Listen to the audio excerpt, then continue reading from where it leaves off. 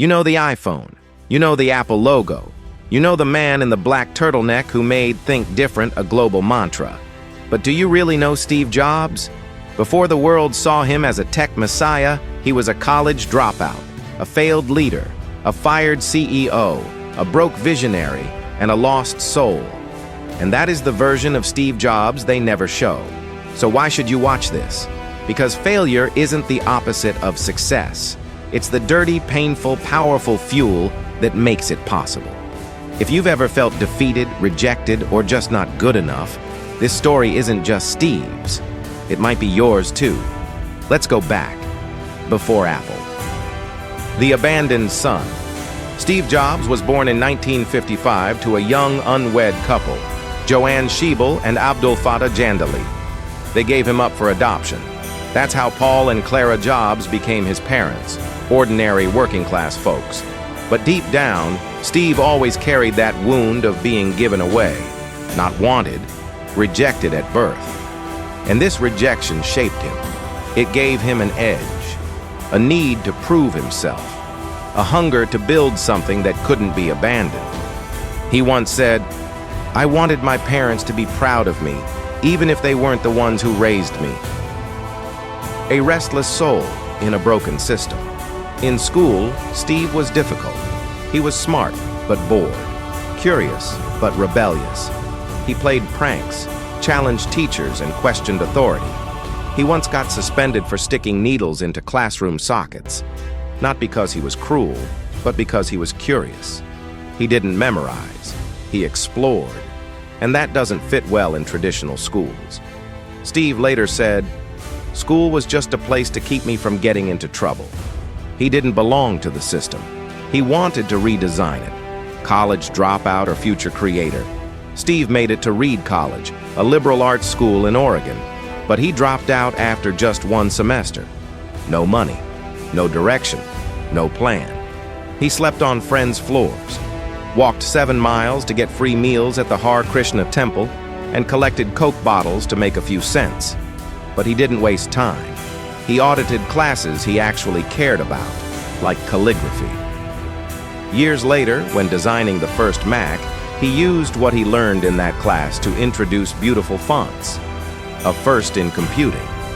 Sometimes the most seemingly useless moments become your secret weapon. The first Apple. Rotten at first bite, Jobs and Wozniak build the first Apple computer in a garage. It's romantic now. Back then, it was chaos. The Apple I barely made money. The Apple II was better, but Apple wasn't a giant yet.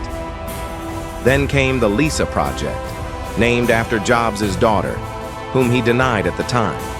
He poured everything into it, but the Lisa was a failure. It was overpriced, underpowered, and poorly marketed. Apple lost millions. Steve was removed from the project.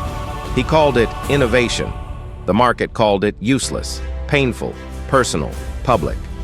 Lisa, the product that rejected its father. Imagine naming a computer after your child, and then being kicked out of the project. That's what happened with Lisa.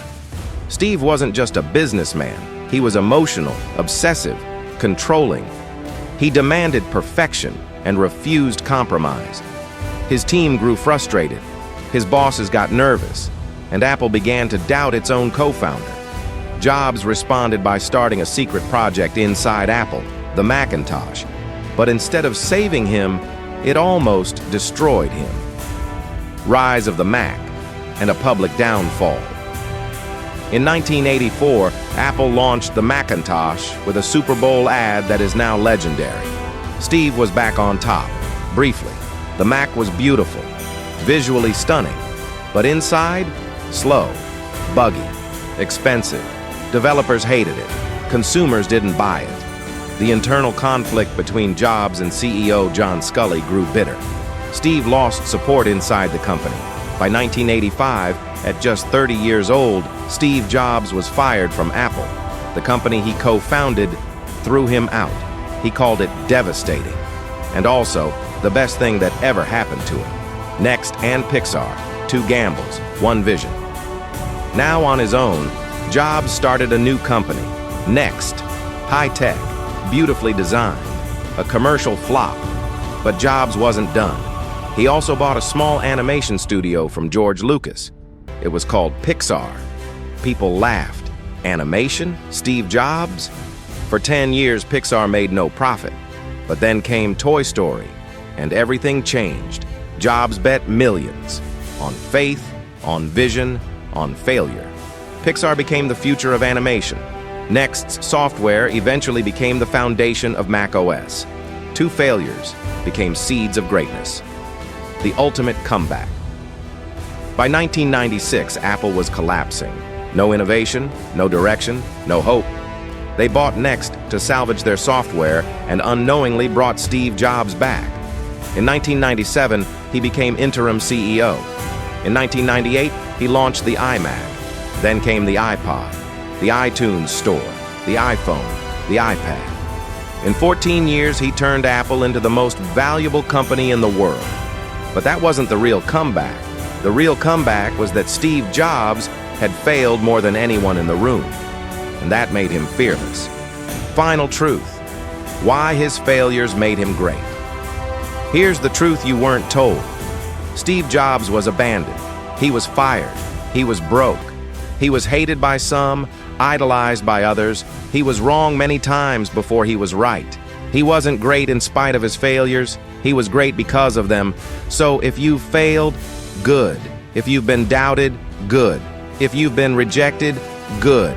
You're on the right path. Greatness isn't about how you start, it's about how you come back.